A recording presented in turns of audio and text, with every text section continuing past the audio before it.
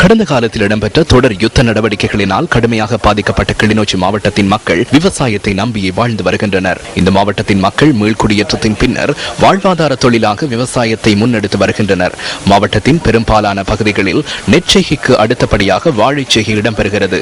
வாழைச்செய்கையானது மேட்டு நிலத்திலும் மேற்கொள்ளப்படுவதுடன் சிறுபோக காலங்களிலும் கோடை காலங்களிலும் முன்னெடுக்கப்படுகிறது. இந்த நிலையில் கடந்த சில நாட்களாக வாழைப்பழ கொள்வனவு விலை கடுமையாக வீழ்ச்சி அடைந்து வருவதாக விவசாயிகள் கவலை வெளியிடுகின்றனர். இதனால் தமது வாழ்வாதாரம் பாதிக்கப்பட்டுள்ளதாகவும் கிளிநொச்சி மாவட்டத்தின் விவசாயிகள் நியூஸ் ஃபர்ஸ்டுக்கு தெரிவிக்கின்றனர்.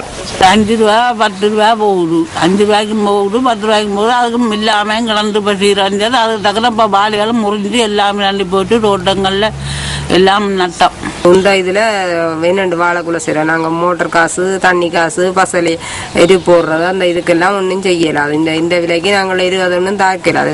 இதேவேளை கொழும்பு சந்தையில் வாழைப்பழத்தின் விலை தொடர்பாக நியூஸ் ஃபர்ஸ்ட் ஆராய்ந்தது.